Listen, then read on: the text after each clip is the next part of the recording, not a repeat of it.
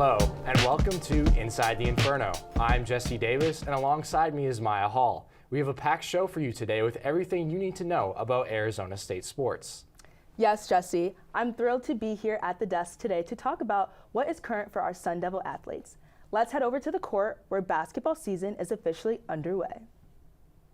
Sun Devils men's basketball was in action this past Sunday, traveling northwest to Spokane, Washington, where they fell short against the number 4 ranked Gonzaga Bulldogs. Inferno Intel reporter Roman Martinez has more on the Sun Devils' close game. Thanks, Jesse. ASU put up a valiant effort against Gonzaga, but simply couldn't get the job done on the road.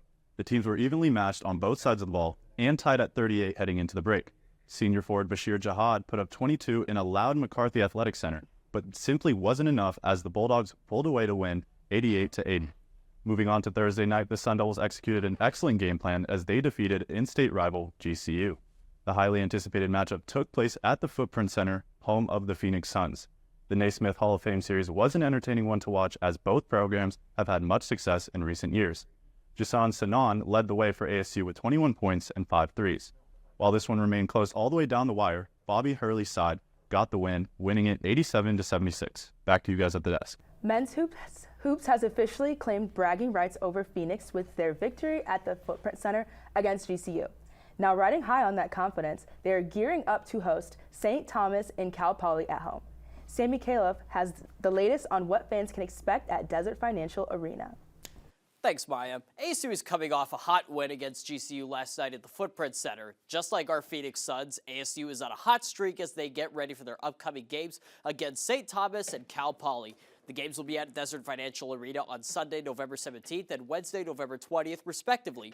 St. Thomas comes to the Valley with a 2-1 record. According to the forecast, the lowest will be 46 degrees. St. Thomas will feel at home a little bit as they look to upset ASU. ASU is feeling themselves after its win against GCU, but the season is just getting underway. They also have Cal Poly to worry about, who entered this game 2-2. Cal Poly is coming off a win against Seattle University last night, and they will look to continue its winning ways against ASU. This will be their first meeting since 2016 when ASU won 96-74. ASU has a long season ahead, but with the balance on their side, they will continue to dominate. Back to you guys. Thanks, Sammy. That is certainly a huge win for the Sun Devils, pushing their record to 3-1 on the season. Staying with Sun Devils hoops, Arizona State's women's basketball lost a close game last night against Grand Canyon University. Our Johan Lopez has more on the Sun Devils showing where they only scored 5 points in the fourth quarter.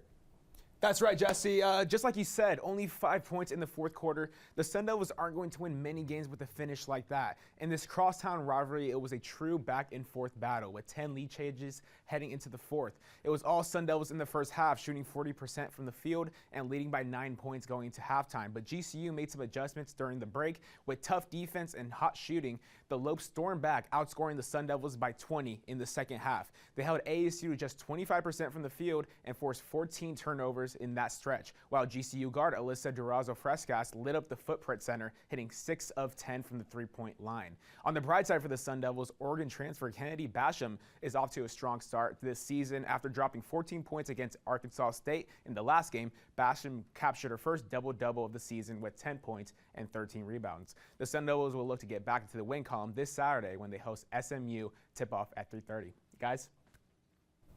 Thanks, Johan. Switching gears to the field, Sun Devil football endured a nerve-wracking back-and-forth matchup last Saturday against the University of Central Florida. The Sun Devils were able to finish victorious with a close 35-31 win. This victory was an impressive, hard-fought battle without star senior running back Cam Scadaboo. ASU is now 7-2. Redshirt freshman Sam Levitt threw 3 touchdowns, 2 to Jordan Tyson with less than a minute left, heading into halftime. Arizona State scored not once, but twice. The 2 touchdowns came 9 seconds apart. UCF went from a commanding 17-7 lead to trailing at the half 21-17. The Knights would respond to adversity and take the lead right back. With less than 5 minutes remaining in the game, the Sun Devils would get the last laugh and give the game its 5th and final lead change. Nonetheless, a hard-fought victory from ASU as they look to close out the season strong. The Sun Devils now turn their attention to the Saturday and the number 20 ranked Kansas State Wildcats. With both teams holding a record of 7-2, it will no doubt be a great clash. Our Mahirson Hassan has more.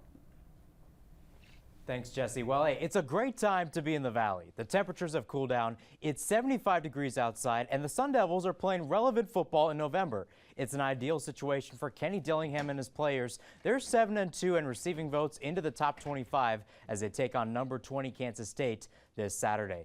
It's been 3 weeks since the Wildcats' last victory. They lost 24-19 to Houston before getting a bye last week. The men from Manhattan are led by sophomore quarterback Avery Johnson. He's totaled 1,892 passing yards, 17 touchdowns, and 7 interceptions.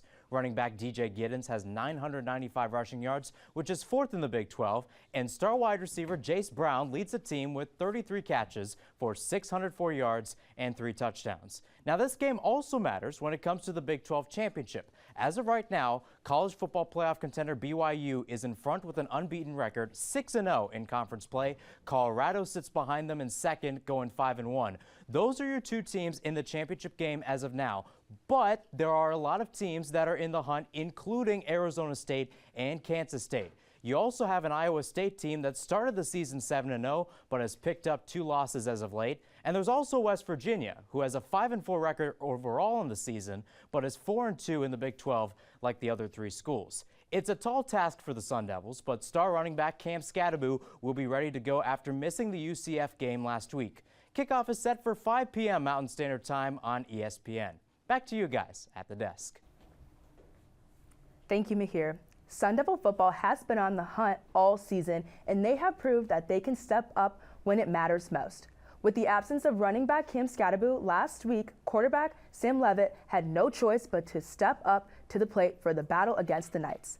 Let's take a look at his performance with Adam Cunin through the lens of Levitt. Thanks, Maya.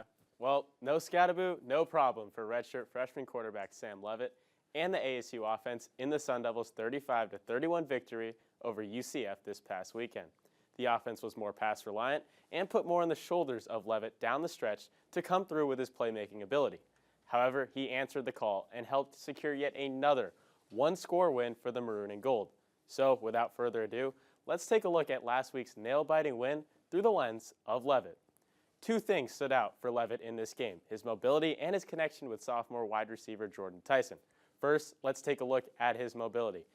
Here you're going to see he's going to stay calm in the pocket, roll out to the left, and just step up, evade the rush, find a rush lane. Levitt's legs a big part of his success this season, and he's able to pick up 9 on that first down. But what about a high leverage situation, a situation where the Sun Devils need to pick up a first down? Levitt remains unfazed. He's going to dance around in the backfield, find the edge, and pick up a first down that would help set up the go-ahead score. But that connection with Tyson that we mentioned earlier, off his back foot, finds Tyson for a 29-yard reception. And then, game on the line, guess who comes through? Top of the screen right there. It's Jordan Tyson again. He gets the go-ahead score, and ASU would hold on to a 35-31 victory. Tyson ended the night with 99 yards, 7 receptions, and a pair of touchdowns. Meanwhile, Levitt finished with 161 yards, 3 touchdowns, and no interceptions. The win moved ASU to 7-2 overall and an impressive 5-1 record in games that Levitt starts in.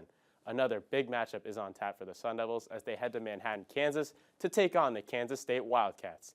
It should be another tough test for Levitt, who makes only his 4th career start against a Wildcats team that ranks 36th in the nation in points allowed.